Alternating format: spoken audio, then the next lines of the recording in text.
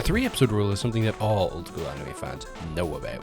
It's when you give an anime 3 episodes to really pull you in. And if those 3 episodes don't pull you in, well then, you're not far enough in where you feel bad for just dropping that thing off a cliff. In this series, I've covered a few isekai, none of which truly stand out. And today we're covering another isekai, so there'll be an additional question to ask. One, does it pass a 3-episode rule? But also, it's got an extra layer. Will it escape the crab bucket that is the isekai genre? See, in my eyes, isekai is unbelievably oversaturated, even more so than shonen was back in the day. And I find that fascinating. So many people can watch essentially the same story, the same structure as every other story within the same genre. How do people not just get really tired and fed up with the same tropes, hitting them in the face every time? What better way to get these answers than using the 3-episode rule on today's anime, Zenshu.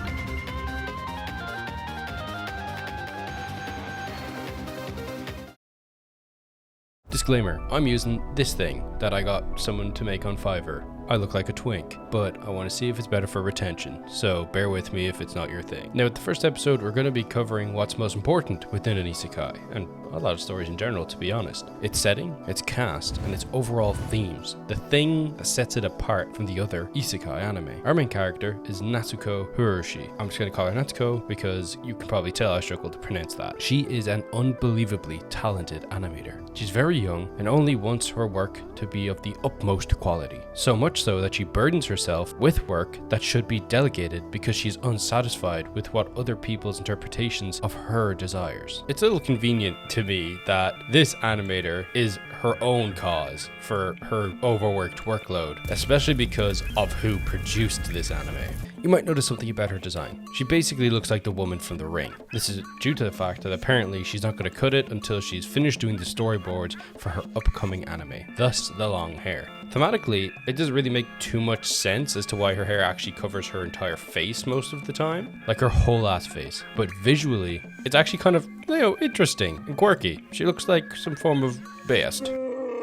But we can tell that she's not coming from the best spot right now. The stress of her work is probably overwhelming her. I will say, in the opening, there is this guy. I assume in terms of the tone and the story, he's supposed to be a bit of a jackass, because he's saying something that's, combating Natsuko in some regard. However, I honestly can't help but feel he's just incredibly in the right, calling her out for essentially trying to create the entire animation of this movie with her own 2 hands, refusing help offered and pushing those away who even tried to help her in any regard. I understand that the woman is stressed and possibly depressed from all this pressure being put on her. Her own name, her reputation is on the line, and on top of all that, her idol has passed away from food poisoning. I can understand how she might be in a bad mood, but overall it's not the most flattering introduction to our character.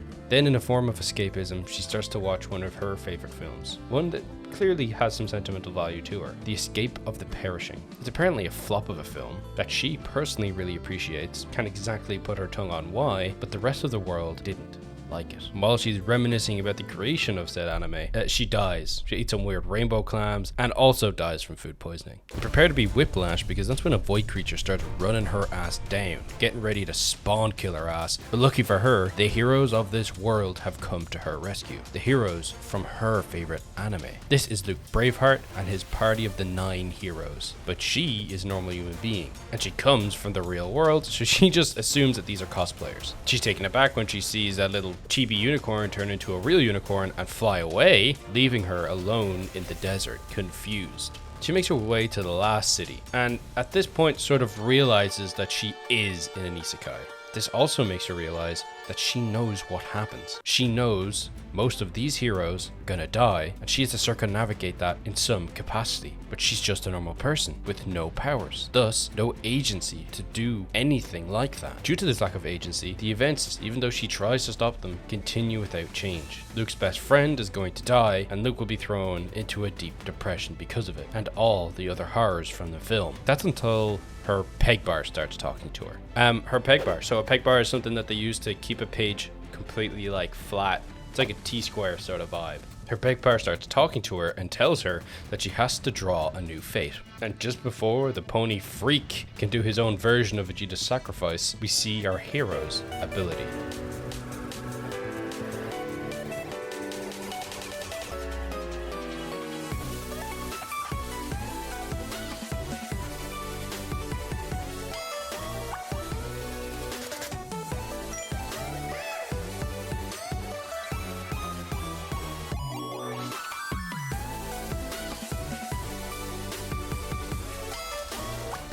This is one of the coolest cutaway transformations I've ever seen in anime. Cutaway animations are pre-animated sequences that get reused multiple times within an anime. Usually for transformations, special abilities, or dramatic moments, these scenes help to save time and budget while keeping the animation quality high for those key moments. They also build hype and recognition for these key moments. When you see a character start to transform, you know something cool is coming. Cutaway animations are mainly used in 90s anime, like Sailor Moon, Shaman King, Yu-Gi-Oh!, and just overall Super Sentai and Power Rangers alike. This is simply a modern example, and an interesting one in my eyes. No spiky yellow hair or 10-year-old turning into an alien. It's just a drawing desk and equipment that she uses to create something spectacular. 1, 2, 3, ready? Nico Nico Dee! Keep going! She saves the day, ensuring that nobody dies, and Luke then begins to interrogate her. Natsuko introduces herself a second time, saying her full name and that she is an animator from the real world. But right after this, she literally passes out. Now this is more or less the end of the episode, but this second half of the episode, I feel really humanizes her. At least it did for me. At the start of this episode, she came across as a nasty, stubborn, pitiful woman who pushed everyone away. But the second she was sent to this world, she switched up pretty goddamn quick, no longer burdened with her obsessive work ethic. And I understand that her state of mind might be a commentary on the manga and anime industry at whole, but for some reason, she herself is the reason for her own suffering. We've heard about issues within the anime industry. We hear of overworked animators, underpaid workers, and overall terrible working conditions. However, in this story, the conditions are fine. She is burdening herself with this extra work, putting herself in the situation of her own miserable work environment. But as the contrast between that miserable woman we see in the opening to this energetic, childlike person enjoying every moment that she can within the world that she knows and loves, disconnected from all her real world responsibilities. Also, the contrasting settings are really interesting to me. It really reminds me of the moment the kid realizes he doesn't have to work anymore in Zom 100. When the weight is lifted, the stress is gone, and you can finally be yourself again. Episode 2. Episode 2, honestly, is nothing special. It feels like downtime compared to the first episode. So little happens thematically within this episode. Natsuko wakes up and she's been asleep for 3 whole days because that's how long it would have taken her to animate something of that caliber that she did during the previous episode. Luke is obviously questioning her about what country is the real world, if it even is a country, and what is an animator? Are they mages? Natsuko's not interested in answering because, well, she needs to eat, and that becomes her obsession from what I can tell within this series. Her motivation for protecting and getting to know Luke and the heroes is, well, food. Everyone knows that food in anime looks unbelievably tasty, even when you compare it to a real world reality version. She being able to sit down and just eat said food is pretty goddamn cool. I just want a burger from Dungeon Meshi, bro. So she wants to join, the company of heroes, because they eat free at the local tavern. Not to save the city, but to eat the food. And I think this is mainly supposed to suggest that she hasn't fully invested herself into this world yet. She doesn't realistically care about them or this world enough to defend them outright. Whatever her motivations are, she's staying to defend them, and states that there are flying void creatures coming to attack the city in 3 days, the same day as the Harvest Festival. They argue with her, saying void creatures don't fly, but she insists. So Luke gives her a proposition. If what she says is true, and they come to fight in 3 days and beat the flying void monsters, she can come and join the heroes party. And what do you know it? The void creatures arrive, and she draws this really cool rope-like missile construct to blow up every single void creature, including the mothership. I have no idea whatsoever what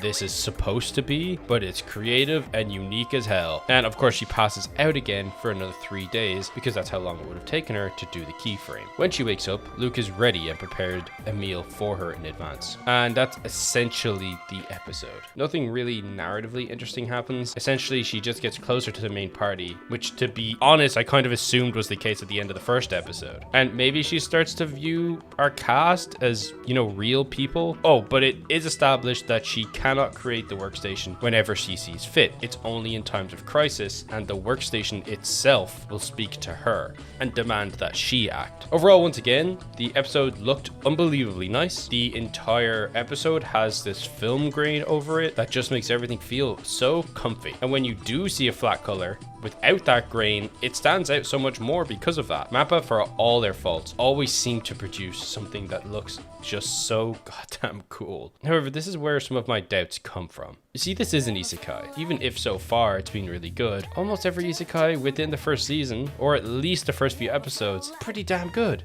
See, isekai tend to follow the exact same formula, but with their own little and small twists that make the story a little more interesting. Sure, there's different characters and different settings to some degree, but when most of the plot beats are so similar, it tends not to feel like a fantasy journey, but instead of run-of-the-mill mathematical formula. For example, I really like the first 9-ish episodes of Rising of the Shield Hero. I find the fact that the character is turned into a villain by the very world who summoned him really intriguing. However, by the end of the season, that is undone and fixed, and the world we're left with after that fact feels so empty. I'm the type of person to judge a show by its entirety, for better or for worse. So to make an overarching statement about an anime, I have to wait till I'm finished. But so far, this is actually really quite good. They are showing great signs. They are trying to avoid many of the tropes I despise about the isekai genre. A main character that is bland and boring in terms of his character design, MMORPG mechanics, fan service galore, and harem setups, none of which are here. The show doesn't rely on those gimmicks for its characters. Natsuko herself is overwhelming with character. Since being entered into this world, her obsession with the story drives her passion. Her energetic nature delivers funny, genuine moments through these 3 episodes. Instead, the tropes are injected to maybe the surrounding casts. Their entire character arcs are actively being described by the main character before events actually happen themselves. Every time our main character acts, she actively changes that outcome. Thus, the characters become more human and less predictable. And I believe she is starting to see that herself. It's an isekai that actively dissects how boring isekais can be, and in every regard pushes it in a different direction. Or at least that's what it feels like so far. Episode 3. Drawing from what I have just said, episode 3 is just adverting tropes the episode. It sets up a traditional princess, destiny heartwarming, and she's gonna marry this short weird guy who's actually pretty epic. I gotta say, he's got some fabulous energy about him. However, he's kind of a douchebag. And with Natsuko's intrusion, things take a pretty weird turn. Things change dramatically. You see, she knows 100% of this princess's storyline. She's used as a plot device for Luke's narrative moving forward within the story. She's supposed to be a damsel in distress. Yada yada yada, she's Daphne from Scooby-Doo. However, because our protagonist comes from the real world, she straight up knows this character inside and out. She's read the character sheets. She knows that Destiny doesn't want to marry this freak, and that she doesn't particularly care about Luke either. She just wants to start an orphanage and start to aid the less fortunate within her kingdom. Natsuko just says, yo, that's cool. Literally, there's nothing stopping you from doing that shit. Do not marry this guy. Complete your own dream and goal. You can just do it. You're a literal princess. And then it's just kind of a moment of like, oh dang, that's actually kind of true. I'm just gonna do that. And she decides on the whim just not to marry this guy. And another massive change to the script is now there's 2 priests doing this little ceremony that was supposed to be one homie. It's because one of them is a void monster in disguise. And they figure out which one it was to a quick little bit of banter, and then Natsuko draws up literally King from Tekken. He's not literally King from Tekken, but he literally is King from Tekken, to fight the monster. And it's pretty goddamn funny. She's commentating over it like it's WrestleMania, and she even drew a ring in and everything. King obviously wipes the floor with the creep, and the princess is infatuated with the wrestler as he disappears. Because, you know, he's a drawing. But don't worry, his impact is felt later. And by later, I mean right friggin' now, because not much else happens in the episode. The princess literally just turns herself into King from Tekken. She's literally just buffing up, becoming a wrestler who wears the tiger mask and wears, you know, that. And she starts an orphanage. Now, I'm not sure if you know much about King from Tekken, but King from Tekken literally joins the King of Fighters tournament because he needs money for his orphanage, because he runs an orphanage. They're literally the same character. Inspiration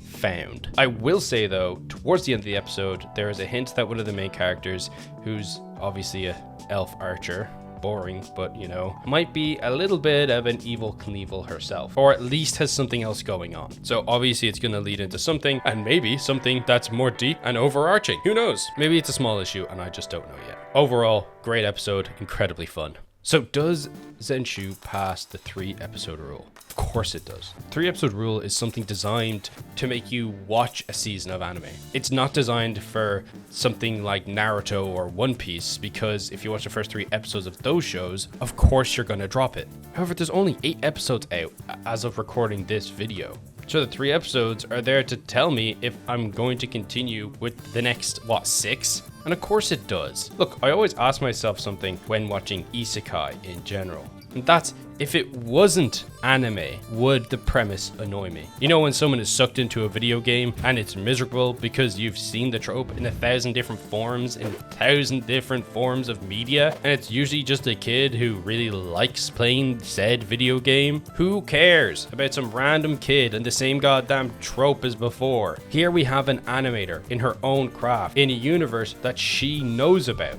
loves, and is educated on how everything was created. Thus, her power pulls from her experience. It's a far more interesting dynamic, in my opinion, to some kid showing off uninteresting and bland mechanics from a video game while they mess with the same UI system that's in every single damn isekai game anime. Instead, the girl is just a girl, and every now and again she gets to draw up some Gundam superpower, a power that she realistically can't even control. Her insight comes from her knowledge within the medium of animation and her knowledge of the story in question. It makes it feel more organic. It makes sense why she knows these things, and not just some synthetic, lazy premise. I could fully understand if someone has an opposing opinion to me on this matter. Maybe you don't think the comedy hits in the same way. Sure, its storytelling might be a bit childish. I can totally see that, but those issues just don't bother me whatsoever. But once again, I harken back to the fact that every isekai is pretty much solid for the first few episodes. But yes, it passes the 3-episode rule, but only time will tell if the rest of the series is truly worth watching.